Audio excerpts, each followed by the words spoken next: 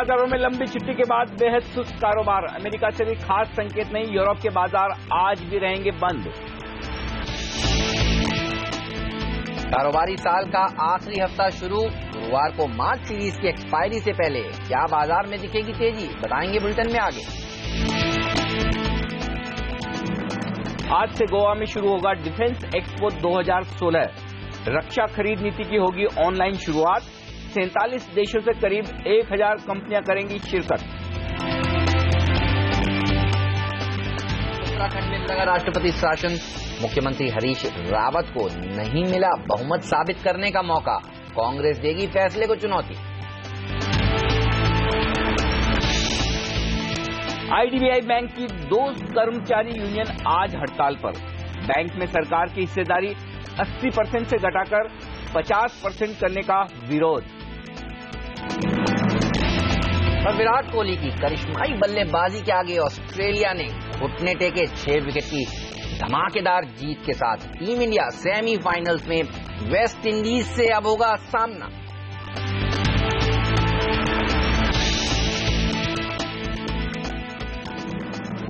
और एक बार फिर दुनिया की बेस्ट फिनिशर जोड़ी, जी हां, विराट कोहली और महेंद्र सिंह धोनी ने हिंदुस्तान को कंगारुओं के खिलाफ बेहद शानदार जीत दिलाई। सुपर संडे था हेमंत कल। बिल्कुल, हिप हिप हुर्रे, यही कहना चाहिए। आप देखिए, बांग्लादेश से जीते, ये वीकेंड दरअसल काफी अच्छा रहा है। ऑस्ट्रेलिया से जीत हासिल करी और अब एक्सपेक्टेशन ये है कि ये कप तो हमारा ही होगा। बिल्कुल है, इसमें कोई डाउट नहीं कि जिस तरह से इंडियन टीम खेल रही है, वेस्ट इंडीज बिल्कुल उसकी चुनौती जो वानखेड़े में मिलने वाली है गुरुवार को, और ये तो हमारा होम ग्राउंड है वानखेड़े, तो हम पूरी कोशिश ये करेंगे कि हिंदुस्तान की टीम फाइनल में ईडन गार्डन तक पहुंचे। चीयरअप करने जरूर पहुंचेंगे। बिल्कुल, तो कुल मिलाकर बेहतरीन क्रिकेट में शानदार क्रिकेट, और जिस तरह से चेजिंग के मास्टर हैं विराट कोहली, उन्होंने बेहतरीन प्रदर्शन किया, एक बड़ी खुशी का मौका दिया। उम्मीद करें वही माहौल आज बाजार में भी जारी रहे। बिल्कुल, और बाजार पर बात करने के लिए हमारे साथ हमारे 2 खास मेहमान भी अब जुड़ चुके हैं। manasjaiswal.com के मानस जायसवाल और प्रिसीजन इन्वेस्टमेंट सर्विसेज के रिसर्च हेड अविनाश गोराशकर। लेकिन अनिल, आप देखिए, ये महीना ही दरअसल काफी अच्छा रहा है। क्रिकेट में तो हम जीत ही रहे हैं लगातार, लेकिन आप देखिए मार्केट में भी 10% की शानदार रैली देखने को मिली है, और ये हफ्ता एक्सपायरी का है। लगता है 1700 के ऊपर जिस तरह से लगातार 3 ट्रेडिंग सेशन से क्लोज दे रहा है निफ्टी, एक 7800 तक जाने की दमखम रखता है, या आपको लगता है थोड़ा मुनाफा वसूली देखने को मिलेगी एक शानदार रैली के बाद? एक्सपायरी वीक है, 7800 तो दिखना चाहिए एक्सपायरी के पहले, डेटा तो ये बता रहे हैं, लेकिन 7800 के पार कितना निकल पाएंगे वैसे डेटा अभी नहीं है। और जनरली एक्सपायरी के हफ्ते में वायदा कारोबार के डेटा को बाजार ज्यादा तवज्जो देता है, ज्यादा रेस्पेक्ट देता है, और वो शायद आपको दिखे भी। तो ओवरऑल इसमें कोई डाउट नहीं कि तेजी का रुझान बरकरार है। लगातार 3 ट्रेडिंग सेशन से 7700 के ऊपर क्लोज होना, हफ्ते की क्लोजिंग 7700 के ऊपर। हम देखिए क्या इंटरेस्टिंग बात हो रही है, 3 हफ्ते लगातार, पहले हफ्ते 7500 के ऊपर क्लोजिंग, उसके बाद 7600 के ऊपर क्लोजिंग, और तीसरे हफ्ते 7700 के ऊपर क्लोजिंग। तो जो क्लोजिंग आपको वीक दर वीक मिल रही है वो बहुत ही बेहतरीन है, वो बाजार की स्ट्रेंथ दिखा रही है। और ये स्ट्रेंथ पूरी तरह से एफआईज के डेटा से आती हुई दिख रही है, जो हम थोड़ी देर आगे बात करेंगे। लेकिन वायदा कारोबार के डेटा ये बता रहे हैं कि बाजार की तेजी की रफ्तार थोड़ी धीमे पड़ने की उम्मीद आप कर सकते हैं। ऐसा नहीं कि हम एक्सपायरी का हफ्ता, इसलिए जनरली हम कहते हैं कि एक्सपायरी के हफ्ते में आपको थोड़ी सी उतार चढ़ाव दिखेगी, लेकिन डेटा ये बता रहे हैं कि थोड़ा सा उतार चढ़ाव यहां से होता हुआ दिखेगा, और उस लिहाज से ट्रेडर्स को तैयार रहना चाहिए। निफ्टी का एक छोटा ट्रेडिंग दायरा है 7650 7750 का, उस पर फोकस करें। इस रेंज के बाहर निकलने पर 50 पॉइंट की तेजी या मंदी आपको तुरंत बनती हुई दिखेगी। तो आपको आज बाजार की चाल के विपरीत एक कॉन्ट्रा ट्रेड लेना है, दोनों तरफ उतार चढ़ाव के मौके मिलेंगे। कैसे ट्रेड करना है? निफ्टी अगर कमजोर खुले 7675 के आसपास मिले, खरीदारी कर लीजिए, 50 पॉइंट नीचे स्टॉप लॉस लगाकर, ऊपर की तरफ 7750 7775 ये लेवल होगा। वहीं अगर पहले आप मजबूत हों और 7750 के आसपास पहुंचे, वहां बिकवाली की जा सकती है। 7800 का एक स्ट्रिक्ट स्टॉप लॉस, नीचे 7650 तक के लेवल आ सकते हैं। ये निफ्टी की बात हुई, लेकिन बैंक निफ्टी में 15700 16200 ये अहम रेंज, और बैंक निफ्टी के लिए सबसे ज्यादा जरूरी है कि 16000 के पार निकलकर टिके, उसके बाद बैंक निफ्टी में एक एग्रेसिव शॉर्ट कवरिंग आती हुई दिखेगी। तो अब भी भले ही शुक्रवार को बैंक निफ्टी लाल निशान में बंद हुआ है, लेकिन निफ्टी के मुकाबले में बैंक निफ्टी में मजबूती ज्यादा है। ऐसे में या तो आप 15,700 के स्टॉप लॉस से खरीद लीजिए, वहां पर 15,800 के आसपास खरीदारी करना ज्यादा ठीक रहेगा। 16,000 और 16,200 तक के लेवल बैंक निफ्टी में भी आते हुए दिख सकते हैं। ये है आज का रुझान बाजार के लिए। चलिए, तो दोनों तरफ के मूव्स आज देखने को मिलेंगे। शॉर्ट करके भी आप कमा सकते हैं या लॉन्ग करके भी कमा सकते हैं। लेवल्स जरूर नोट करिएगा जो अनिल ने अभी आपको बताया। मानस भी हमारे साथ जुड़ चुके हैं। अब हाय मानस, गुड मॉर्निंग। बताइए क्या लगता है, एक शॉर्ट कवरिंग मूव बन सकता है भारतीय बाजारों में एक्सपायरी से पहले, और कहां तक जा सकता है निफ्टी फिर? देखिए, ये जरूर है कि पिछले 2 ट्रेडिंग सेशंस देखिए तो हमें कोई बड़ा मूव देखने को नहीं मिला है और हाई लेवल पे थोड़ा सा प्रॉफिट बुकिंग भी देखने को मिला है। लेकिन आखिरी 1 घंटे में दोनों ही सेशन में हमें लोअर लेवल से बाइंग इंटरेस्ट भी देखने को मिला है। तो इसमें तो कोई शक नहीं करना चाहिए कि ओवरऑल ट्रेंड पॉजिटिव है। निफ्टी 100 डे मूविंग एवरेज के ऊपर जब तक ट्रेड कर रहा है तब तक तो हर गिरावट पे खरीदारी करनी चाहिए। 100 डे मूविंग एवरेज 7585 के आसपास आता है। तो मैं समझता हूं कि अगर आपने ऑलरेडी निफ्टी पे लॉन्ग ट्रेड दिया है तो बिल्कुल बने रहना चाहिए जब तक 100 डे मूविंग एवरेज ब्रेक ना हो, उसके नीचे क्लोज ना हो। लेकिन अगर हम इंट्राडे की बात करें तो अगर 20-25 point Nifty gap down opening देता है तो वहां पर खरीदारी करनी चाहिए। 7644 के स्टॉप लॉस लगाएं और मैं उम्मीद करता हूं कि 200 दिनों का मूविंग एवरेज जो कि 7785 के आसपास है, निफ्टी आने वाले 1 से 2 दिनों में उसको टेस्ट करने की कोशिश करेगा। 200 डीएमए 7785 तक निफ्टी 1-2 दिन में जा सकता है। गिरावट में खरीदारी करने की राय हमारे एक्सपर्ट की निकल कर आई है। लेकिन अनिल, आप देखिए एफआईआईज ने जिस तरह से अच्छा प्रदर्शन दिखाया है, 16,000 करोड़ रुपए की खरीदारी इस पूरे महीने में, बजट के बाद देखिए कॉन्फिडेंस उनका बूस्ट होता हुआ नजर आया। और लेकिन डीआईएस डटे हुए हैं। 10,000 करोड़ रुपए की बिकवाली उनकी तरफ से देखने को मिली है इस पूरे महीने में, लेकिन उसके बाद भी बाजार 10% ऊपर है। तो एफआईआई की खरीदारी बिल्कुल, इसमें कोई डाउट नहीं। सेंटीमेंट के लिहाज से तो एफआईआई की खरीदारी से बाजार चलता है। ये अलग बात है कि डोमेस्टिक फंड्स बिकवाली कर रहे हैं, लेकिन खरीदारी भी उन्होंने निचले स्तरों पर की थी। तो जाहिर सी बात है कि थोड़ी प्रॉफिट बुकिंग उनकी तरफ से आना लाजमी है। कैश मार्केट के डेटा अभी भी कॉन्फिडेंस भरने वाले हैं और इस डेटा के दम पर एक बात आप साफ तौर पर समझ सकते हैं, और वो ये कि हर गिरावट पर खरीदारी आती हुई दिखेगी। और यही वजह कि बाय ऑन डिप्स की रणनीति हम लगातार आपको कई दिनों से कह रहे हैं और यही अब भी जारी रहेगी। लेकिन एक सावधानी की वजह यहां पर मैं आपको बता दूं, और वो है वायदा कारोबार के आंकड़े एफआईआईज के। 740 करोड़ के इंडेक्स फ्यूचर्स एफआईआईज ने खरीदे। थोड़ी निफ्टी में तेजी की पोजीशंस एफआईआईज की तरफ से बनती हुई दिखी है, ये एक अच्छा संकेत है। लेकिन स्टॉक फ्यूचर्स में एफआईआईज की तरफ से दमदार बिकवाली हुई है, लगभग 1082 करोड़ की। और इस बिकवाली की अहमियत क्या है? इस बिकवाली की अहमियत यह कि कैश मार्केट में जितने उन्होंने खरीदारी की उससे कहीं ज्यादा स्टॉक फ्यूचर्स बेचे हैं और साथ में डोमेस्टिक फंड्स की बिकवाली हुई है। तो इसमें एक संकेत जो ट्रेडर्स को लेना चाहिए वो ये कि ऊपर के स्तरों पर थोड़ी प्रॉफिट बुकिंग और आएगी, थोड़ी बिकवाली का दबाव और बढ़ेगा। और ऐसे में आपको अपने लेवल से खरीदारी करनी है, भागना नहीं है। ऐसा नहीं कि आपको मौका नहीं मिला, मौका ये बाजार हर रोज दे रहा है नीचे के लेवल पर एंटर करने का। 1080 करोड़ के आसपास के इंडेक्स ऑप्शंस एफआईआईज ने बेचे हैं। तो एफआईआईज ने लंबे वीकेंड को ध्यान में रखते हुए ये रणनीति बनाई कि सोमवार को जब बाजार फिर से खुलेंगे, एक्सपायरी का हफ्ता होगा, प्रीमियम ऑप्शंस की तेजी से गिरेगी और ऐसे में ऑप्शंस बेचकर जाने में समझदारी है। ये एक ट्रेड एफआईआईज ने शुक्रवार के सेशन में लिया है। तो ओवरऑल डेटा कैश मार्केट की मजबूत है। फिलहाल संकेत देने की ट्रेंड रिवर्सल नहीं है, लेकिन वायदा कारोबार के डेटा साफ तौर पर मैं ये कह रहा हूं कि संकेत देने के ऊपर के स्तर पर ट्रेडर्स को सावधान रहना है खरीदारी करने के लिए। ऑलराइट, चलिए, तो ऊपरी स्तरों पर थोड़ा सा कॉशियस रहने की आपको जरूरत है। लेकिन अविनाश भी हमारे साथ अब जुड़ चुके हैं। हाय अविनाश, गुड मॉर्निंग। आप देखिए पिछले 6 ट्रेडिंग सेशंस में करीब 250 पॉइंट से ज्यादा की तेजी निफ्टी में देखने को मिली है। क्या लगता है, एक्सपायरी का हफ्ता भी बेहतरीन होगा? एक पॉजिटिव नोट पर समाप्ति होगी इस एक्सपायरी की, और कितनी तेजी बनती हुई दिख रही है आपको? नहीं, मुझे लग रहा है कि भले ही थोड़ा सा प्रॉफिट बुकिंग हेमंत मार्केट्स में आएगा, लेकिन जिस प्रकार का मोमेंटम हमने देखा है, जिस प्रकार से मार्केट्स ने 7700 का लेवल मेंटेन किया है, मुझे लग रहा है कि इस एक्सपायरी में कम से कम 7650 और 7750 या 7800 का भी लेवल छूने के लिए पॉसिबिलिटी है। क्योंकि आई थिंक आने वाले हफ्ता, इस हफ्ते के बाद जो बेसिकली बड़ा इवेंट है वो पॉलिसी रहेगा।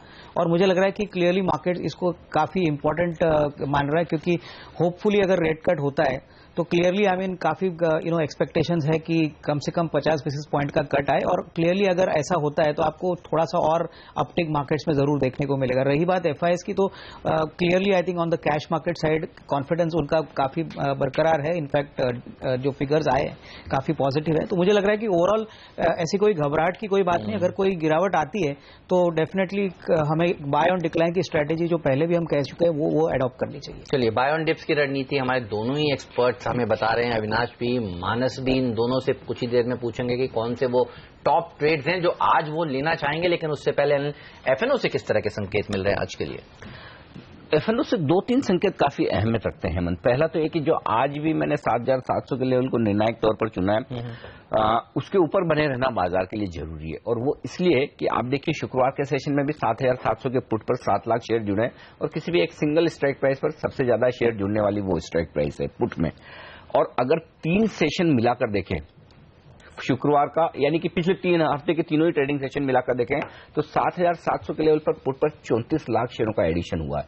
इतना भारी भरकम एडिशन है। इसका मतलब साफ है कि तेजी करने वाले ट्रेडर्स को वो लेवल होल्ड करना ही करना है, और चूंकि 3 दिन से उसके ऊपर क्लोजिंग होती दिख रही है तो उनका कॉन्फिडेंस ऊपर है। तो 7,700 के बहुत नीचे रह गए, बहुत ज्यादा टिक गए या क्लोजिंग देने की हमने कोशिश की, तो फिर बिकवाली का दबाव बढ़ेगा। एक्सपायरी का हफ्ता, ये ध्यान रखें। तो पहला लेवल तो 7,700 का हो गया। थोड़े सावधानी के संकेत 2-3 आते दिख रहे हैं, वो बता दूं। पहला, ये पुट कॉल रेशियो 1.04 पर है। इसमें कोई डाउट नहीं कि पुट कॉल रेशियो ओवरबॉट नहीं है, लेकिन इस सीरीज के हाईएस्ट लेवल के आसपास है 1.05। तो ऐसे में आपको ये मानकर चलना है कि तेजी की पोजीशन थोड़ी सी ज्यादा बनी हुई है। तो बाजार जब तक स्ट्रांग है तब तक तो ठीक है, थोड़ा सा अगर ढीला हुआ तो कमजोर ट्रेडर्स हैं वो तुरंत अपनी पोजीशन कम करने आएंगे, जो दबाव बनाएगी बाजार पर। तीसरी बात जो मैं सावधानी की कह रहा हूं वो ये है कि 7,800 के लेवल पर हाईएस्ट ओपन इंटरेस्ट बना हुआ है कॉल्स में, और वो है 66 लाख शेयरों का। इतने बड़े ओपन इंटरेस्ट को एक्सपायरी के हफ्ते में पार करना आसान नहीं है। तो 7,800 के जैसे जैसे नजदीक पहुंचे, और जो डेटा मैंने एफआईएस के बताए, उसके दम पर आपको वहां प्रॉफिट बुकिंग करनी है, या अगर एग्रेसिव ट्रेडर्स हैं तो शॉर्ट पोजीशन बनाई जा सकती छोटे मुनाफे के लिए। बैंक निफ्टी शुक्रवार के सेशन में, माफ कीजिएगा, बुधवार के सेशन में 55 लाख शेयर कम हुए हैं वहां पर ओपन इंटरेस्ट में, और निफ्टी में 6 लाख शेयर जुड़े हैं। तो थोड़ी सी पोजीशन तेजी की निफ्टी में बनती हुई दिखिए, बैंक निफ्टी में तेजी की पोजीशन थोड़ी सी कम होती हुई दिखिए, और प्रीमियम बढ़कर जो 20 पॉइंट पर पहुंची वो थोड़ी सी कम होती हुई दिखेगी। तो वायदा कारोबार के ट्रेडर्स साफ तौर पर ट्रेड्स ये बता रहे हैं कि 7,700 के ऊपर जब तक आप क्लोज दे रहे हैं घबराने की जरूरत नहीं, उसके नीचे क्लोज हो तो तेजी की पोजीशन थोड़ी सी कम कर दें। चलिए, पिछले 3 दिन से तो 7,700 के ऊपर क्लोजिंग हो रही है। एक्सपेक्टेशन यही कि चौथे दिन चौका लगे 7,700 बिल्कुल। चलिए, लेकिन तो चाहते हैं कि 7,800 के ऊपर क्लोजिंग हो तो फिर जो शॉर्ट कवरिंग होगी और वो जो तेजी होगी वो तो देखने लायक होगी। बिल्कुल। चलिए, आप जानते हैं कि एक टॉप ट्रेड अगर हमारे दोनों ही एक्सपर्ट्स को आज लेना हो तो कौन से स्टॉक में किस तरफ होगा। आपकी लिस्ट में देख रहा था मानस, जेट एयरवेज ये खरीदने की राय है, बताइए किस तरह के टारगेट्स आप एक्सपेक्ट कर रहे हैं आज के दिन। देखिए, जेट एयरवेज खरीदने का एक बड़ा रीजन ये है कि पिछले 4 दिनों में अगर आप देखिए तो एक बढ़िया रिकवरी देखने को मिली है लोअर लेवल से। इंटरडे चार्ट देखेंगे तो वहां पर higher tops higher bottoms clearly देखे जा रहे हैं। इंपॉर्टेंट ये है कि स्टॉक ने अब अपना 50 दिनों का मूविंग एवरेज ब्रेक किया है, उसके ऊपर क्लोजिंग दी, और वॉल्यूम्स लास्ट सेशन में काफी अच्छे थे। तो मैं उम्मीद करता हूं कि अभी और रिकवरी देखने को मिलेगी। जेट एयरवेज 1270 तक के लेवल्स को टच कर सकता है, तो बिल्कुल यहां पर खरीदारी करनी चाहिए। जेट एयरवेज 575 के लेवल्स को टच कर सकता है, तो यहाँ पर खरीदारी करनी चाहिए, और स्टॉप लॉस 544 के रखने चाहिए। ओके, तो जेट एयरवेज में खरीदारी करने की राय आज के लिए। लेकिन टाटा मोटर्स डीवीआर को चुना है अविनाश ने आज खरीदारी करने के लिए, आज से बताएं। अनिल जी, टाटा मोटर्स डीवीआर मैंने इसलिए चुना है क्योंकि अगर हम लास्ट लगातार 2 महीने का जेएलआर का डेटा देखें तो काफी पॉजिटिव है। इनफैक्ट अगर हम चाइना को छोड़े तो बाकी सारे मार्केट्स में ग्रोथ काफी स्ट्रांग है। इनफैक्ट आने वाले साल में जो नए प्रोडक्ट एडिशन आएंगे, मेरे ख्याल से जेएलआर के प्रोडक्ट रेंज से, वहां से भी उम्मीद है कि वॉल्यूम ग्रोथ अच्छी रहेगी। और जो चाइना का ओवरहैंग था, मुझे लग रहा है कि मोरलेस मार्केट इसको डिस्काउंट कर चुका है। और क्लियरली अगर हम टाटा मोटर्स डीवीआर की बात करें तो अप्रैल लेवल से ये निफ्टी के इंडेक्स में इंक्लूड होता है, तो क्लियरली थोड़ा सा स्पेकुलेटिव बिल्टअप भी एक्सपेक्टेशन है कि यहाँ पे बिल्ड होगा। और मोर इंपॉर्टेंटली जिस प्रकार के नंबर्स FY17 के लिए आएंगे, हमको लग रहा है कि कम से कम 46-47 रुपीज का अर्निंग्स कंपनी रिकॉर्ड करेगी, तो उस हिसाब से डेफिनेटली अंडर वैल्यूड है। और जो डिस्काउंट अभी चल रहा है Tata Motors DVR with the frontline Tata Motors share, इसको डेफिनेटली थोड़ा सा नैरो होने में स्कोप लगता है। तो मुझे लग रहा है कि इन्वेस्टर्स को ये मौका डेफिनेटली अपने पोर्टफोलियो में इसको इंक्लूड करना चाहिए। चलिए, और खबरों में भी है ये शेयर 619 गाड़ियों का ऑर्डर मिला इनको इंडियन आर्मी से, 6x6 मल्टी एक्सल ट्रक्स का ऑर्डर। और कौन से स्टॉक्स हैं जो खबरों में हैं, जहां पर आपकी नजर होनी चाहिए, ये सब बताएंगे कुछ ही देर में इस शो में। आगे लेंगे एक छोटा सा ब्रेक, और ब्रेक के ठीक बाद आपको बताएंगे 5 टेक्निकल एक्सपर्ट्स की राय आज निफ्टी पर क्या निकल कर आ रही है।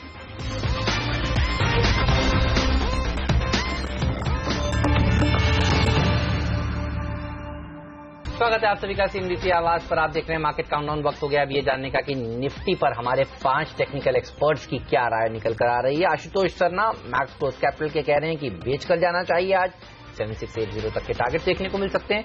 7740 का एक स्टॉप लॉस भी इस शॉर्ट पोजीशन पर जरूर लगाएं। लेकिन प्रिसीजन इन्वेस्टमेंट्स के किरण यादव खरीदना चाहते हैं निफ्टी 7650 के स्टॉप लॉस के साथ, 7790 का उनका लक्ष्य है। किरण के साथ साथ मोहित गाबा भी खरीदारी करने की राय दे रहे हैं, 7800 का टारगेट, 7640 का एक stop loss. Kunal Saraogi equity rush के खरीदना चाहते हैं निफ्टी 7670, यहां पर स्टॉप लॉस लगाना है 7775 के लक्ष्य के लिए। और सेमीबॉमिक.com की सेमी बॉमिक कह रही है कि खरीदारी करिए आज के दिन 7750 और 7780 तक जा सकता है निफ्टी। 7650 के नीचे एक स्टॉप लॉस भी जरूर लगाना चाहिए। तो 5 में से 4 एक्सपर्ट बुलिश और एक बेरिश। जो अहम लेवल है निफ्टी पर नीचे की तरफ वो है 7650 का, 5 एक्सपर्ट की राय से जो लेवल निकल कर आ रहे हैं, और ऊपरी स्तर पर 7750, 7775 और 7800, यानी कि बेसिकली 7750 से 7800 तक निफ्टी जाने की कर सकता है कोशिश। ये राय हमारे 5 एक्सपर्ट्स के मुताबिक। चलिए लेंगे एक ब्रेक, और ब्रेक के बाद फोकस निफ्टी से शिफ्ट होकर स्टॉक्स पर। कौन से हैं वो 5 शेयर जो आज खबरों के दम पर दिखेंगे एक्शन में, क्या ट्रेड हो आपका, बताएंगे इस ब्रेक के बाद।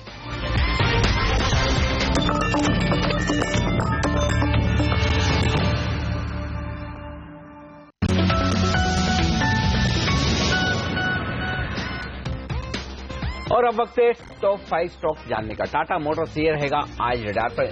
हिंदुस्तान की सेना से इन्हें 619 ट्रकों का ऑर्डर मिला है, और टाटा मोटर्स DVR खरीदने की राय अविनाश गोरक्षकर भी दे रहे हैं आज के लिए। नेटको फार्मा पर भी नजर रखिए। आपको याद होगा कि इनके हैदराबाद और चेन्नई प्लांट में जांच हुई थी US FDA की फरवरी और मार्च के महीने में, और उसके बाद अब कुछ ऑब्जर्वेशंस आए हैं। हालांकि कंपनी कह रही है कि बहुत माइनर ऑब्जर्वेशंस हैं, कोई बड़ा इंपैक्ट नहीं है, लेकिन एक्सपर्ट्स की राय इस पर बटी हुई है। तो देखना होगा आज किस तरह का असर इस स्टॉक पर देखने को मिलेगा। IL&FS इंजीनियरिंग, इस कंपनी को भी एक ऑर्डर मिला है 154 करोड़ का, और ये ऑर्डर मिला है गुजरात से पावर ग्रिड कॉर्पोरेशन से। मोनेट इस्पात पर नजर रखिए। अपनी पावर सब्सिडरी को बेचना चाहती थी कंपनी, और उसके लिए शेयरधारकों की मंजूरी इनको अब मिल चुकी है। GMR इंफ्रा कर्नाटक में एक इनकी हाईवे के लिए सब्सिडरी कंपनी है। उस सब्सिडरी कंपनी में 51% हिस्सा ये अपने JV पार्टनर्स को ही बेचने जा रहे हैं। ये स्टॉक नजर में रखिए।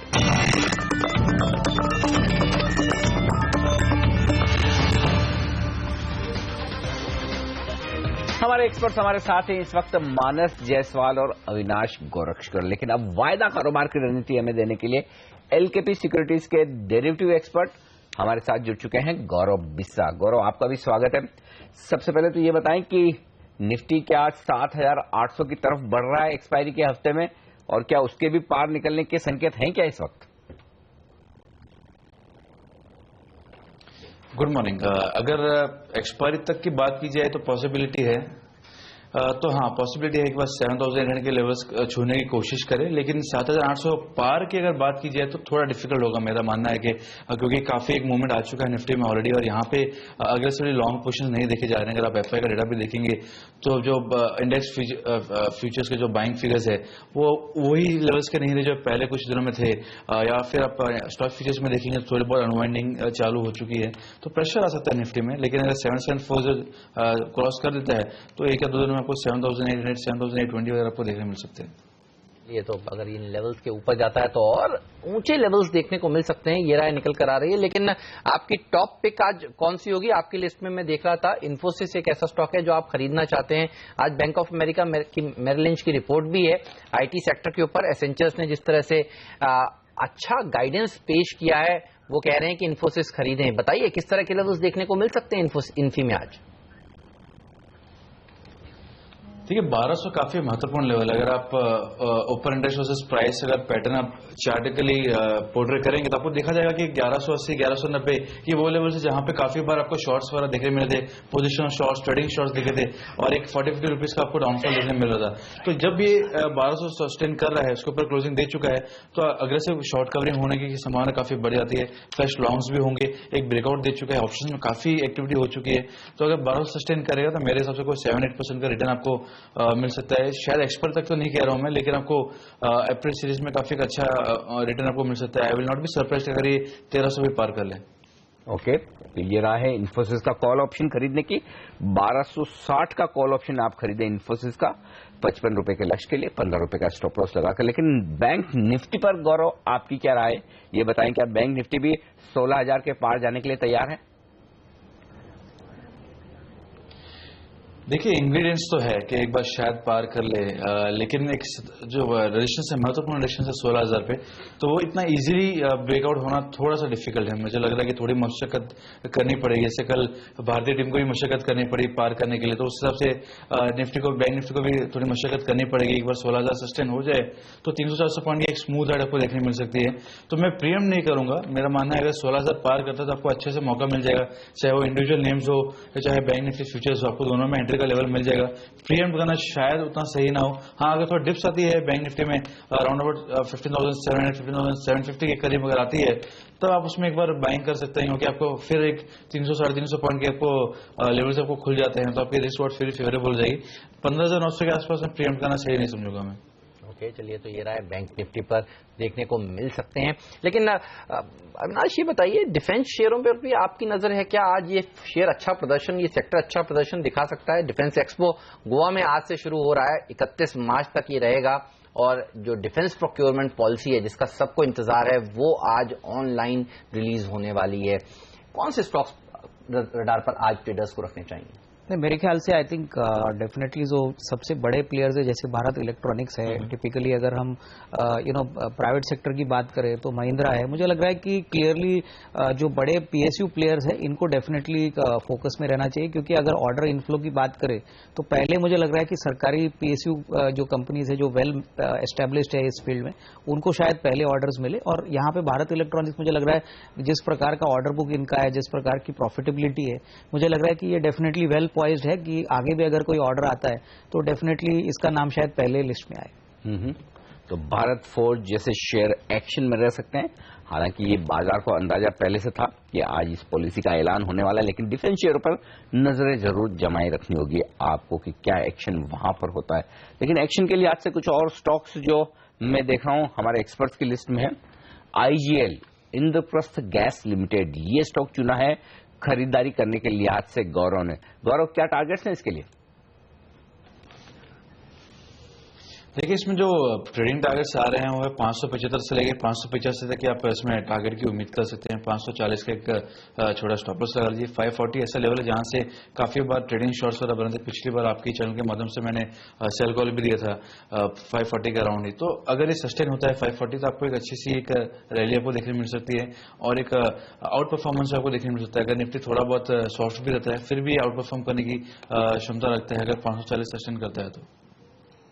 के ऊपर आपकी नजर होनी चाहिए। आईजीएल से रिलेटेड एक खबर भी आपको बता दूं कि आज दिल्ली का बजट आने वाला है और चर्चा यही है कि सीएनजी को दरअसल वैट के दायरे में लाया जा सकता है। तो सीएनजी महंगी होगी, देखना होगा आईजीएल के स्टॉक पर किस तरह का असर आज देखने को मिलता है। लेकिन एक्सपेक्टेशन ये भी है कि दिल्ली के जो बजट में 25% जो बजट का है पूरा हिस्सा वो एजुकेशन क्षेत्र पर फोकस किया जा सकता है, वो एलोकेशन बढ़ता हुआ दिखेगा। मानस, ये बताइए, एपटेक, एनआईआईटी, एडुकॉम, काफी सारे स्टॉक्स हैं एजुकेशन क्षेत्र में, कहीं पर आपको दमखम लगता है, कोई चार्ट आपको मजबूत लगता है लॉन्ग साइड की पोजीशंस बनाने के लिहाज से आज इंट्राडे के लिए? देखिए, मैं समझता हूं कि अगर आपको अभी कोई अगर हम पिछले 2-3 दिनों का मूव देखें तो उसमें ऐसा कोई बहुत पॉजिटिव साइन नहीं दिखा है, बट एपटेक एक ऐसा स्टॉक है जहां पर नजर जरूर रखनी चाहिए, क्योंकि जिस तरह स्टॉक ने 50 रुपए के आसपास बेस बनाया और हाई टॉप हायर बॉटम बनाना शुरू किया, अब इंतजार केवल इस बात का है कि स्टॉक अपना 200 दिनों का मूविंग एवरेज जो कि 61.850 के आसपास है उसको ब्रेक कर ले, और अगर ऐसा होता है तो मैं समझता हूं वहां से कम 6 to 7 रुपीज का अपमूव देखने को मिलेगा। तो ट्रेडिंग अपॉर्चुनिटी तो बिल्कुल उसके ऊपर मिलनी चाहिए। तो मेरी राय में अगर स्टॉक 61.50 के ऊपर ट्रेड करे तो वहां पर लॉन्ग पोजीशन बनाएं और अपना स्टॉप लॉस 59 के नीचे रखें, अपने टारगेट करीब 69 और 70 रुपीज के आसपास रखें। ओके, ये है राय एपटेक पर। एजुकेशन स्टॉक्स पर रखें नजर। लेकिन एक और स्टॉक जो एक्शन में रह सकता है वो है जेन इरिगेशन। वायदा कारोबार की एक्सपायरी का हफ्ता है। गौरव राय आपसे लेना चाहूंगा, क्योंकि बुधवार के सेशन के बाद से ये बैन से बाहर निकला है। अब तक ये वायदा कारोबार के बैन में था, यानी कि अब फ्रेश पोजीशन तेजी की यहां पर मंदी की जो भी बनाना चाहे ट्रेडर्स बना सकते हैं। लेकिन साथ ही इसके एक और खबर भी आ रही है, 1,41,00,000 शेयर प्रमोटर्स ने वारंट के कन्वर्ट किए हैं 80 रुपए पर। ये इंटरेस्टिंग खबर है। 80 रुपए पर वारंट जो लिए थे प्रमोटर्स ने कन्वर्ट किए, भाव नीचे और आज पोजीशन बनाने का मौका है। तो क्या तेजी की पोजीशन बनानी चाहिए या रहने दे? देखिए, लेवल्स के हिसाब से थोड़ा सा इंटरेस्टिंग लग तो रहा है कि अगर ये करंट लेवल सिस्टम अगर कर लेगा तो आपको थोड़ा बहुत देखने मिल सकता है। ओवरऑल रेंज में ही चल रहा है। अगर आप देखेंगे पिछले कुछ हफ्तों से तो ये 52-53 के यहाँ से एक सपोर्ट लेके थोड़े बहुत ट्रेडिंग लॉन्ग्स बन रहे हैं, लेकिन वो कैरी ओवर नहीं हो पा रहे हैं। एक बड़ी आपको उछाल देखने नहीं मिल रही है। तो अगर किसी को 4-5% के लिए अगर खेलना है, राउंड नंबर 60 के टारगेट्स के लिए अगर खेलना है, तो आप 1-1.5 रुपए का स्टॉप लॉस लगा के 60 के टारगेट्स के लिए खेल सकते हैं। लेकिन बहुत ज्यादा लुक्रेटिव कहूँ तो वो अभी फिलहाल नहीं दिख रहे हैं। ल्यूपिन ये वो ऐसा स्टॉक है जिसने पिछले कुछ दिनों में काफी कमजोर प्रदर्शन दिखाया है। ये बताइए, आज इसके लिए एक अच्छी खबर आ रही है, यूएस एफडीए का अप्रूवल इनको एक दवा के लिए मिल रहा है। क्या तेजी करना चाहेंगे? चार्ट्स पर मानस आपको दिख रहा है कि ओवरसोल्ड है, या आपको लगता है और नीचे जा सकता है? मैं समझता हूं अभी और नीचे जा सकता है, क्योंकि अगर पिछला पूरा एक साल देखिए तो स्टॉक ने 1600-1590 के आसपास लगातार सपोर्ट लिया। मेरे ख्याल से ऐसे 4 या 5 इवेंट ऐसे हुए हैं जब स्टॉक ने वहां पर सपोर्ट लिया है। बट ये लेवल्स ब्रेक करना तो बहुत ही इंपॉर्टेंट सपोर्ट को ब्रेक करना जैसा है। मैं समझता हूं कि शायद आने वाले टाइम में अभी और वीकनेस देखने को मिलेगी। स्टॉक 1400 तक के लेवल दिखा सकता है। तो अगर कोई छोटा सा उछाल मिले 1550 के आसपास, तो वहां पर आप अगर आपके पास लॉन्ग पोजीशन है तो एग्जिट हो जाए, और अगर आप एग्रेसिव ट्रेडर हैं तो वहां पर आप शॉर्ट पोजीशन क्रिएट कर सकते हैं और अपने स्टॉप लॉसेस 1625 के ऊपर रख सकते हैं। ओके, तो ये है राय ल्यूपिन पर। लेकिन इस वक्त हमारे साथ बाजार के जाने माने एक्सपर्ट उदयन मुखर्जी साहब भी कार्यक्रम में शामिल हो रहे हैं। उदयन सर, गुड मॉर्निंग, स्वागत है आपका सीएनबीसी आवाज पर। इस फाइनेंशियल ईयर का आखिरी हफ्ता है, वायदा कारोबार की एक्सपायरी भी 31 मार्च को होनी है। अब तक अच्छी मजबूती दिखी है इस पूरी सीरीज में, 10% से ज्यादा की तेजी बन चुकी है सेंसेक्स निफ्टी में। क्या लग रहा है सर, क्या यहां से भी और मजबूती बन सकती है? अभी भी अपसाइड बाकी है बाजार में शॉर्ट टर्म में? Good morning Anil. देखिए, अभी मार्केट का जो ट्रेंड है वो एफआईआई इनफ्लोज के साथ बहुत करीबी तरह से जुड़ा हुआ है, क्योंकि आप इस महीने मार्च सीरीज का आप परफॉर्मेंस देख ले तो वहां पे 10,000 करोड़ का बिकवाली डोमेस्टिक इन्वेस्टर से आए हैं, लेकिन एफआईआई से 16,000 करोड़ का इन्फ्लोज आ चुका है। और ये इन्फ्लोज के कारण ही 10% जो बढ़त हमने निफ्टी में देखा है उसके उसी के लिए हुआ है। और ये इंडिया जैसे मार्केट का फिनोमिनन नहीं है। आप दूसरे बहुत मार्केट, इमर्जिंग मार्केट्स को देख ले, ब्राजील देख ले, इंडिया देख ले, रशिया देख ले, चाइना देख ले, सभी का परफॉर्मेंस ये फॉरेन इन्फ्लोज के साथ जुड़ा हुआ है। तो जब तक ये फॉरेन इन्फ्लोज चलता रहेगा, मेरे ख्याल से मोमेंटम मार्केट के ऊपर की तरफ ही है। निफ्टी काफी इंपॉर्टेंट दो रेजिस्टेंस लेवल्स के ऊपर अभी चल चुका है। एक 7600 जो बहुत इंपॉर्टेंट एक लेवल था, उसको तोड़ के अभी 7700, 7720 जो चार्टर्स के लिए और एक लेवल है, पर उसके आसपास ट्रेड कर रहा है। मेरे ख्याल से और ऊपर के अपसाइड नियर टर्म में हो सकता है। सिर्फ एक चीज पे थोड़ा वार्निंग दूंगा मैं। पिछले हफ्ते आपने कच्चे तेल का भाव 5% गिरते हुए देखा है, और ब्राजील जैसे मार्केट पे 3.5% का करेक्शन हो चुका है। तो ये मार्केट्स, क्रूड और ब्राजील सबसे बड़ा लीडर रहा है ये जो मार्च का रैली हुआ है इसमें। तो इसमें अगर ज्यादा कोई क्रैक्स दिखे आपको तो आप इसको एक वार्निंग मान सकते हैं कि ये जो मार्च वाला रैली हुआ है कमोडिटीज और इमर्जिंग मार्केट्स में और करेंसीज में, इसमें थोड़ा फटीक आने की संभावना है, क्योंकि ये एक ग्लोबल फिनोमिनन है। ये इंडिया का रैली सिर्फ नहीं हुआ है। तो मैं कहूंगा कि इसमें ग्लोबल जो पैरामीटर्स है इस पे ध्यान रखना चाहिए। अभी भी लॉन्ग रहना चाहिए ट्रेडर्स को क्योंकि मोमेंटम बहुत स्ट्रांग है, लेकिन मेरे ख्याल से कमोडिटी मार्केट पे खास करके और जो वॉलेटाइल इमर्जिंग मार्केट है ब्राजील जैसे, उस पर भी ध्यान रखे क्योंकि पहले साइन वीकनेस का शायद वहीं पे आएगा। तो ब्राजील का बाजार जो इस महीने 16% की रैली दिखा चुका है, इसके ऊपर करीब से नजर होनी चाहिए। लेकिन सर ये बताइए कि जो अगला फाइनेंशियल ईयर 1 तारीख से शुरू होने वाला है उसको लेकर क्या आउटलुक है और सबसे बड़े इवेंट पर आपकी क्या राय है? 5 अप्रैल को जो पॉलिसी है 25 बेसिस पॉइंट का ही रेट कट अगर गवर्नर साहब देते हैं तो क्या बिकवाली हावी हो जाएगी या आपको लगता है कि 50 बेसिस पॉइंट देकर बाजार को खुश कर सकते हैं वो? मेरा उम्मीद है 50 बेसिस पॉइंट कट होने का इस बार, क्योंकि काफी सिग्नल्स आ चुके हैं। बजट के बाद ये पहला आरबीआई मीटिंग है और बजट में फिस्कल डेफिसिट का जो टारगेट गवर्नमेंट ने रखा है वो भी एक प्रेपरेशन जैसा है एक बड़ा रेट कट की। इसके बाद काफी अच्छे बड़े बड़े डिपॉजिट रेट्स का में हमने कट्स देखे हैं, तो मेरे उम्मीद है कि 50 बेसिस पॉइंट का कट होगा। सिर्फ 25 आता है तो मार्केट में बिकवाली होने का पूरा संभावना है, क्योंकि 25 बेसिस पॉइंट के कट फुल्ली प्राइस्ड इन है बाजार में ऑलरेडी। आप बॉन्ड मार्केट का यील्ड देख लीजिए तो बजट के दिन से अभी तक करीब 30 बेसिस पॉइंट का ऑलरेडी डिक्लाइन हो चुका है। इसका मतलब मार्केट पूरी तरह से प्राइस कर चुका है 25 बेसिस पॉइंट। तो 25 से मार्केट खुश नहीं होगा, 50 चाहिए और 50 बेसिस पॉइंट कट होने का पूरा उम्मीद है मुझे। लेकिन हमें ये भी पूछना चाहिए कि उसके बाद हमारे मार्केट के लिए बड़ा ट्रिगर क्या रह गया, क्योंकि अगर रिजर्व बैंक का पॉलिसी के बाद आप देखें उसके बाद अर्निंग्स आना फिर से शुरू हो जाएगा। इस क्वार्टर के अर्निंग्स कुछ खास होने वाले नहीं है और ग्लोबल मार्केट्स में काफी हद तक बहुत एक अच्छा रैली ऑलरेडी हो चुका है। तो 50 बेसिस पॉइंट्स मिलने की उम्मीद है और उसके बाद एक उछाल भी आ सकता है, लेकिन उसके बाद कौन सा ट्रिगर है जो मार्केट को ऊपर लेके जा सकता है उस बारे में मैं थोड़ा अनिश्चित हूं। आप ये कह रहे हैं कि थोड़ा सा ऊपर के लेवल पर अब सावधान रहने की जरूरत है। एक और जहां पॉलिसी के बाद पॉजिटिव ट्रिगर्स नहीं बचेंगे, रिजल्ट्स बहुत अच्छे नहीं होंगे। दूसरी ओर क्रूड और ग्लोबल मार्केट्स थोड़े से डिले होते दिख रहे हैं। तीसरा, वायदा कारोबार में एफआईएस की तरफ से थोड़ी बिकवाली बढ़ती हुई दिख रही है, तो थोड़ा ऊपर के लेवल पर सावधान रहना चाहिए। मैं कहूंगा ये सही होगा अनिल, क्योंकि काफी एक बड़ा रैली हो चुका है और अभी आप मार्च के शुरू में के सेंटिमेंट इंडिकेटर्स को नोट करें और अभी सेंटिमेंट देखें।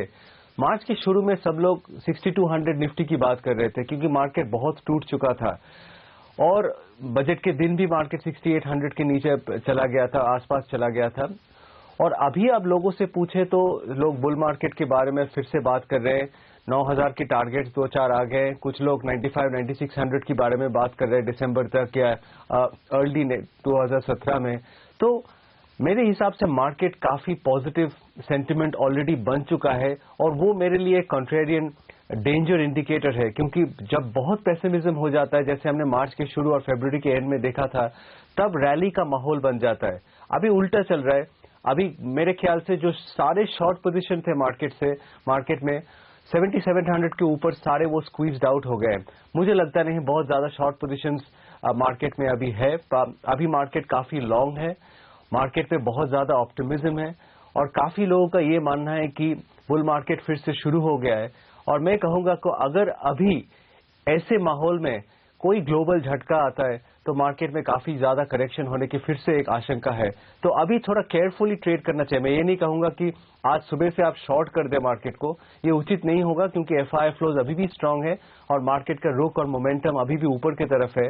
तो नियर टर्म में अगर आप ट्रेड कर रहे हो तो आपको लॉन्ग ही रहना चाहिए, लेकिन मेरे ख्याल से बहुत कॉशियसली लॉन्ग रहना चाहिए क्योंकि मार्केट कभी भी घूम सकता है।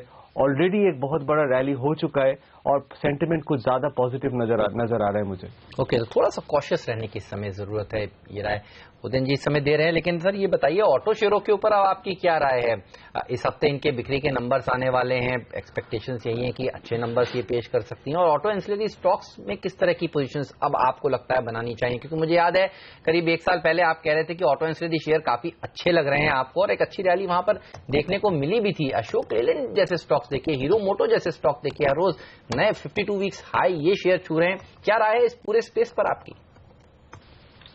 देखिए, अशोक लेलैंड पे मैं काफी पॉजिटिव बहुत महीने से रहा हूं क्योंकि उनके जो मार्केट में ऑपरेट करते हैं उस मार्केट में डायनामिक्स काफी अच्छे हैं। अशोक लेलैंड ने काफी काम किया है अपने बैलेंस शीट के ऊपर भी और जो ग्लोबल प्रॉब्लम है टाटा मोटर्स की, जो कमर्शियल व्हीकल भी बनाते हैं अशोक लीलैंड के जैसे, वो जो जैगुआर लैंड रोवर का प्रॉब्लम है वो अशोक लीलैंड में नहीं है। क्योंकि कभी जब ग्लोबल माहौल अच्छा होता है तो टाटा मोटर्स बहुत अच्छा करता है, लेकिन जब भी चाइना में कुछ प्रॉब्लम दिख जाता है तो टाटा मोटर्स पिट जाता है।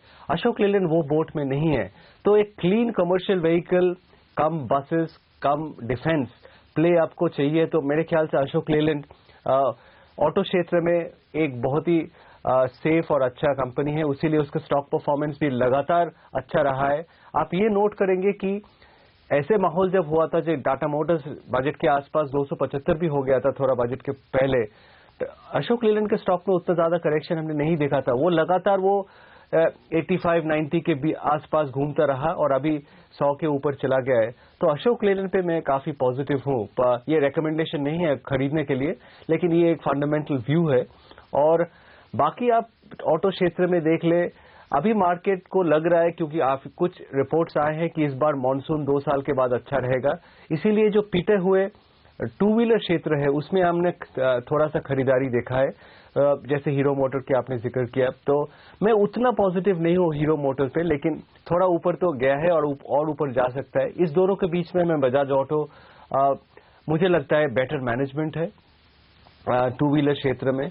लेकिन ऑटो क्षेत्र एक अच्छा क्षेत्र है और इसमें कोई डीप करेक्शंस आए ग्लोबल के कारण, तो मेरे ख्याल से मारुति, अशोक लीलैंड जैसे स्टॉक में बिल्कुल इन्वेस्ट करने की सोचना चाहिए। और ऑटो एंसिलरीज की बात रहा तो वहां पे भी हमने देखा है भारत फोर्ज जैसे स्टॉक्स में काफी अच्छा बाउंस बैक हुआ है, क्योंकि अभी लोगों को लग रहा है कि एक तो डोमेस्टिक कमर्शियल व्हीकल डिमांड अच्छा है, और दूसरा ग्लोबल प्रॉब्लम्स जितना बड़े लग रहे थे यूरोप से, जिससे भारत फोर्ज और काफी ऑटो एंसिलरीज कंपनीज के फॉर्च्यून जुड़े हुए हैं, वो प्रॉब्लम उतने बड़े अभी नजर नहीं आ रहे मार्केट को टेम्पोरेरीली। उसी के कारण तो ऑटो एंसिलरीज में भी हमने काफी नियर टर्म रैली देखे हैं। बहुत बहुत शुक्रिया सर आपका हमारे लिए आज सुबह वक्त निकालकर बाजार और तमाम सेक्टर्स पर अपनी राय देने के लिए।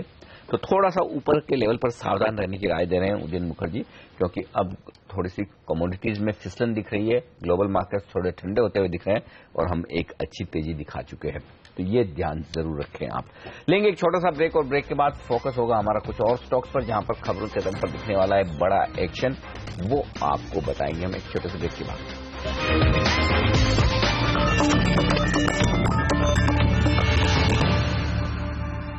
स्वागत है आप सभी का सीएनबीसी आवाज पर। रिलायंस इंडस्ट्रीज के फाउंडर धीरूभाई अंबानी को आज मरणोपरांत पद्म विभूषण सम्मान दिया जाएगा। समारोह में कोकिलाबेन अंबानी, मुकेश अंबानी, नीता अंबानी, अनिल अंबानी, टीना अंबानी के साथ साथ धीरूभाई की बेटियां नीना कोठारी और दीप्ति सलगांवकर के शामिल होने की उम्मीद है।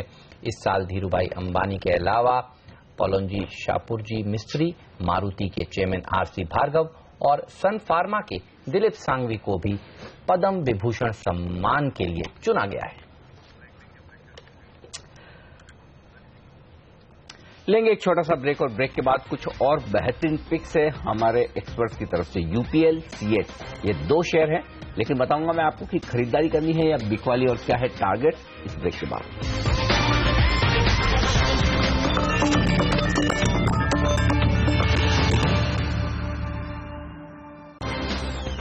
हमारे एक्सपर्ट हमारे साथ हैं मानस जायसवाल, अविनाश गोरक्षकर और साथ ही गौरव बिस्ता, और हम आपको बता रहे थे कि ब्रेक के बाद बताएंगे कुछ बेहतरीन ट्रेडिंग पिक्स जो गौरव ने चुनी है वायदा कारोबार के ट्रेडर्स के लिए, और उनमें खरीदारी की राय जो गौरव दे रहे हैं वो है यूपीएल में, यूनाइटेड फॉस्फोरस लिमिटेड।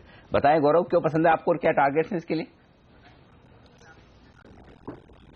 देखिए, इसमें एक अच्छा खासा लॉन्ग पोजिशन बनते हुए देखी जा रही है, ब्रेकआउट दे चुका है, तो अभी अंदेशा है कि आगे यहाँ से और 5 से 6% का मिनिमम आपको एक मूवमेंट देखने मिल सकता है। और चूंकि ये काफी कंसोलिडेशन के बाद में लॉन्ग पोजीशन बनने के बाद ब्रेकआउट दिया है, तो सस्टेनेबिलिटी के जो फैक्टर्स है वो भी काफी बढ़ जाते हैं। तो मेरा मानना है आप इसको 475 के एक पहले लक्ष्य के लिए आप इसको बाय कर सकते हैं। 447 का स्टॉप लॉस होगा।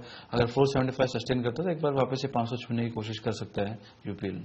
ओके, ये राय यूपीएल पर निकल कर आ रही है, लेकिन मैं देख रहा हूं कि 31 मार्च से पहले काफी सारी कंपनियां हैं जिनको देखिए एक के बाद एक ऑर्डर्स मिल रहे हैं। आज सीएलएसए की खबर है कि जे कुमार के ऊपर नजर रखिए, 5000 करोड़ का एक बड़ा ऑर्डर उनके हाथ लग सकता है। साथ ही INFS इंजीनियरिंग एक और ऐसी कंपनी है जिसको 154 करोड़ रुपए का एक ऑर्डर मिला है। पिछले हफ्ते जेएमसी प्रोजेक्ट्स, कल्पतरू पावर को ऑर्डर मिले थे। तो इंफ्रास्ट्रक्चर कंपनियों को लगातार ऑर्डर्स मिलने का जो सिलसिला है वो जारी है। ये बताइए, IL&FS इंजीनियरिंग और जे कुमार इंफ्रा, इन दोनों के मानस चार्ट्स आपको कैसे लग रहे हैं? क्या यहां पर तेजी आज देखने को मिल सकती है और कितनी? देखिए, IL&FS इंजीनियरिंग की जहां तक बात है, मैं समझता हूं जब तक स्टॉक 50 दिनों का मूविंग एवरेज जो कि 48-49 के आसपास है उसको ब्रेक ना करें, यहां पर लॉन्ग डी बनाने चाहिए। देखिए, ये बात जरूर है कि हमने एक बड़ी गिरावट करीब 114 रुपए के आसपास से देखी और पिछले अगर एक मंथ का आप ट्रेडिंग पैटर्न देखेंगे तो ऐसा लगता है कि स्टॉक कोशिश कर रहा है 40 रुपए के आसपास बेस बनाने की। बट इस बेस फॉर्मेशन का कंफर्मेशन तभी आएगा जब स्टॉक अपना 50 दिनों का मूविंग एवरेज ब्रेक करेगा, जो कि 48-49 की रेंज में है। तो आपको लॉन्ग पोजीशन तो 48-49 के ऊपर ही बनाने हैं।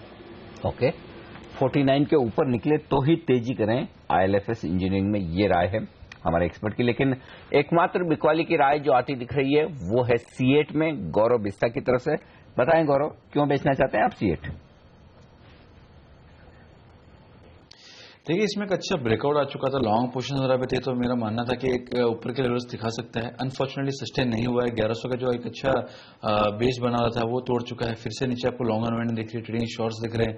तो अगर ये 1075 जो अभी करंट लेवल्स चल रहे हैं, अगर 1065 के अगर नीचे ट्रेड करना चालू कर देते, एक बार पॉसिबिलिटी है कि 1010, 1005 के लेवल्स जो है टेस्ट कर सकता है। और अगर अब वल्नरेबल स्पॉट्स देखेंगे, अगर निफ्टी में थोड़ी बहुत भी अगर गिरावट आती है, 60-70 पॉइंट्स, 80 पॉइंट्स से गिरावट आती है, तो वल्नरेबल नेम्स कौन से होंगे? तो उसमें से मुझे लग रहा है कि C8 है, क्योंकि ऊपरी चढ़ते मार्केट में भी अगर इसमें लॉन्ग अनवाइंडिंग हो रही है तो कुछ इश्यूज जरूर है स्टॉक में। तो अगर आप for trading target of 1045 sell कर सकते हैं, स्टॉप लॉस आपका 1095 होगा। 1045 के नीचे स्टॉक एक बार वापस आपको 1005 तक भी दिखा सकता है। ओके, तो ये है राय C8 पर बिकवाली करने के लिए। आज से वक्त एक ब्रेक के बाद मार्केट का भरपूर एक्शन शुरुआत होगी कंटिन्यूअस ट्रेडिंग सेशन की। लेकिन उससे पहले pre opening session SGX Nifty बता रहा है कि 2 पॉइंट मजबूत खुलेंगे। लेकिन याद रहे, 20 पॉइंट की प्रीमियम को अगर आप एडजस्ट करके देखेंगे तो इसका मतलब ये कि 7670 के आसपास आप खुलने की तैयारी कर रहे हैं। इसका मतलब होता है 45 पॉइंट नीचे जो बुधवार की क्लोजिंग हुई है। तो SGX निफ्टी से मत देखिए, लेवल से देखिए तो इस लिहाज से तो कमजोर शुरुआत होनी चाहिए। लेकिन जिस तरह से एशियाई बाजार ठीक ठाक कारोबार करते हुए दिख रहे हैं, खासतौर से निक्केई के बाजार, शंघाई के बाजार, क्या भारतीय बाजार बेहतर शुरुआत दिखा सकते हैं, ये बताएंगे हम आपको प्री ओपनिंग सेशन में। और लंबे वीकेंड के बाद रुपए की भी शुरुआत होगी, लेकर आएंगे आपके लिए पहला सौदा इस छोटे से ब्रेक के बाद।